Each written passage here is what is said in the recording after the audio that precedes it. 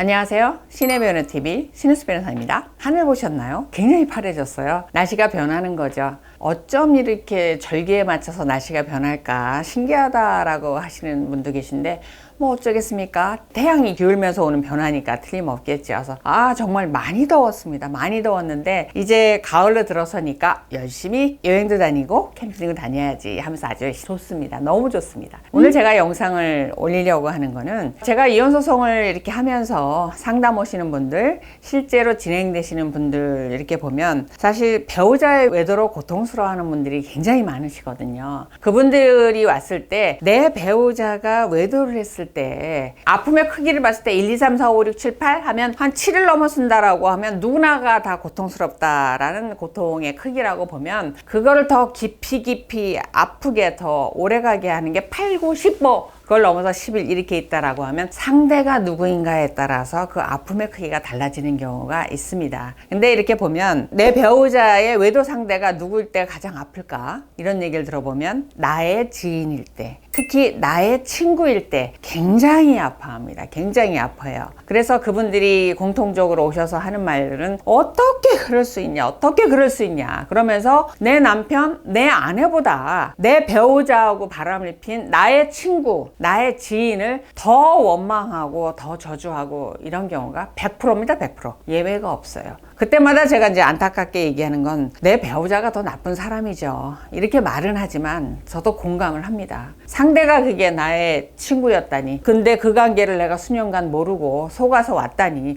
그럼 그동안 만났을 때 같이 밥 먹었을 때 같이 여행 갔을 때 나 모르게 미래를 즐겼고 나 모르게 눈빛을 주고받았고 나 모르게 통화를 하고 나 모르게 공감을 하고 나 모르게 성관계를 하고 이런 부분에 대해서 얼마나 경악을 하겠습니까? 순간적으로 아마 뱀을 밟아도 그렇게 소스라치게 놀라지는 않을 거예요. 그렇게 충격은 아닐 거다. 이런 아픔들을 이제 공통적으로 얘기를 하세요. 제가 그렇게 모르셨어요? 그러니까 전혀 몰랐다는 거예요. 전혀. 제가 알았으면 그걸 그냥 지나쳤겠냐는 거예요. 그러니 얼마나 자신이 바보스럽고 얼마나 본인이 배신감이 크고 하겠습니까? 아마 자괴감 느낄 거예요. 나는 도대체 이 뇌가 있는 건가 없는 건가 왜 그걸 몰랐을까 이런 자괴감이 굉장히 크겠죠. 그래서 이런 부분 때문에 충격들을 받으시더라고요. 그래서 오늘 제가 여러분께 드리고 싶은 질문은 그거예요. 여러분의 친구 얼마나 믿으시나요? 내 배우자의 외도의 상대가 친구라면 여러분들은 어떠시겠어요? 그런 부분에 대해서 얘기를 해보겠습니다.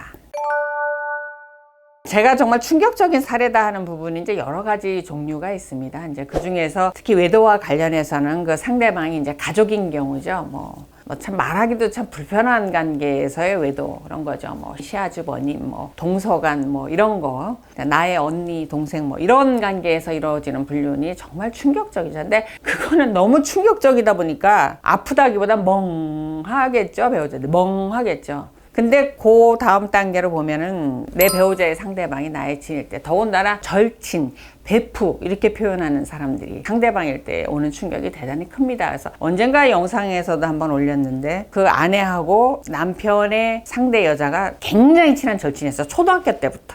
그러니까 40년 지기 친구였어요. 근데 정말 몰랐다라는 거죠. 남편이 그렇게 이혼해달라고 좀 자유롭게 살고 싶다고 제발 이혼 좀 해달라고 당신을 사랑하지 않아서는 아니라고 해서 저렇게까지 원하는데 하고 해줬는데 나중에 알고 보니까 이혼하고 몇 달 뒤에 자기의 절친이 출산을 하더라는 거죠. 그게 남편이 아이였다는 거죠. 그걸 모르고 나는 내 친구랑 친하고 남편도 뭐 그 친구랑 어울리는 거 좋아하니까 셋이서 여행도 가고 항상 밥도 같이 먹고 술도 같이 먹고 이렇게 몇 년간을 지내왔다라는 거죠. 근데 이혼하고 난 다음에 몇 달 뒤에 출산을 한다라고 하면 그 이전에 이 사람들은 벌써 성관계를 하고 있었다라는 거 아니에요. 얼마나 경악하겠습니까? 얼마나. 그러니까 그런 관계를 나중에 알았을 때 그 아픔이 어떨지 그들은 알까요? 그런 생각을 참 하게 하는 사건이었고 그 사건을 마무리하고 제가 오면서 그 당사자한테 잊혀지진 않겠지만 빨리 상처를 극복해라 라는 말밖에 제가 해줄 수 있는 말이 없었습니다. 그러면서 그 사건이 벌써 10년이 지났는데도 꼭 생각이 나요. 지금 잘 살고 있을까? 그 상처는 아물었을까? 그런 생각이 듭니다. 이런 사안이 있고 그 다음에 대부분의 이제 불륜이 동창 모임이나 아니면은 부부 동반 모임, 여기서 참 많이 이루어지거든요. 부부 동반 모임에서요. 각자 모이는 것도 아니고 부부 동반 모임에서. 그러니까 그 네 부부가, 여섯 부부가, 여덟 부부가 이렇게 같이 어울려서 자주 모였는데 그들 중에 누군가는, 남녀는 특별한 눈빛을 주고받는 사람들이 있었다는 거 아닙니까? 그러니까 그거를 자기네들도 얼마나 감추려고 했겠습니까? 얼마나. 왜냐면 각자의 결혼관계는 유지하면서 미래를 즐기려니 얼마나 그들은 또 조심을 했겠냐마는. 그렇다고 해서 그거를 내 배우자가 바로 앞에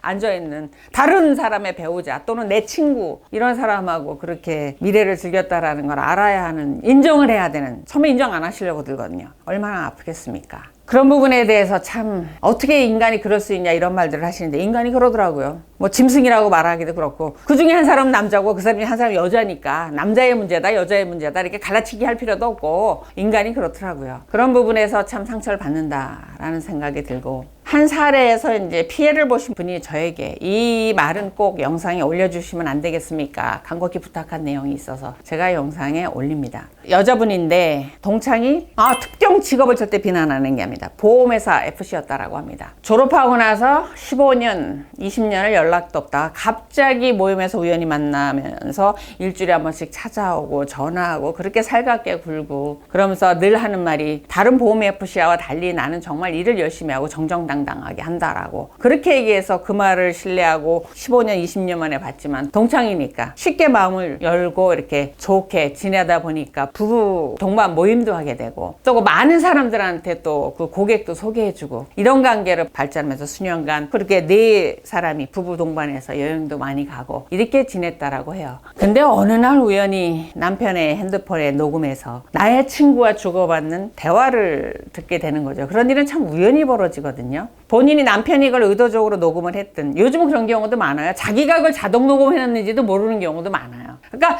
엄청난 통화량이 이렇게 막 녹음이 돼 있는 거죠. 그걸 우연히 듣게 됐다라는 거죠. 거기서 나의 여자 동창과 남편과의 대화를 들었을 때 그 충격은 이루 말할 수 없었다라고 합니다. 그 대화에서 그 여자 동창은 그 아내를 만나고 통화하고 했던 일을 일일이 다 보고하고 있더라는 거예요. 오늘은 통화를 했는데 어디 있다고 말하고 뭐 어떻다고 말하더라. 그러는 대화 속에 둘이서 뭐 그 아내를 정신병자니 뭐 XX 뭐니 해가면서 둘이서 사실 나이 차이가 10살 정도 나는데 반말로 주고받으면서, 이건 누가 봐도 연인 관계가 아니면 나눌 수 없는 대화들을 나누고 있더라는 거죠. 더군다나 아내의 일거수일투족을 다 보고해가면서. 그걸 들은 충격이 얼마나 컸겠습니까? 그러다 보니까 아내가 남편의 생활에 대해서 이제 집중해서 관찰을 할 수밖에 없게 되겠죠. 그러면서 드러나는 관계는 그 여자뿐만 아니라 아내의 주변들을 다 연락을 해서 만남을 몰래 이어가면서 아내로부터 그 친구들을 떼어내는 일을 몇 년간 수년간 하고 왔더라는 거죠. 정신병자죠. 사실 정상이 아니죠, 남편이. 그 관계를 이제 아내가 알았을 때 충격이 굉장히 컸겠죠. 그래서 결국은 이제 그 부부는 이혼을 하게 되고 소송이 벌어지고, 그 남편은 민사적으로 위자료 뿐만 아니라 형사적인 부분에 대해서 유죄 판결을 받고, 본인이 저지른 악행에 대해서 그거에 대한 심판의 결과가 내려졌죠. 그리고 만천하의 재판부에 둘이 나눴던 대화라든가 증거 이런 게 다 드러났죠.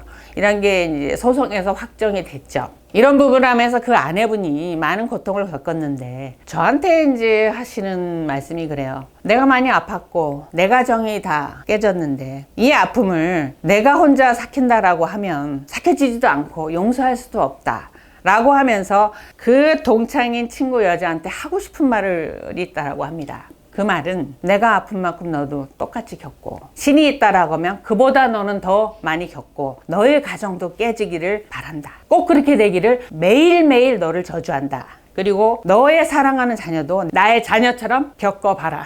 이렇게 전해달라고 합니다.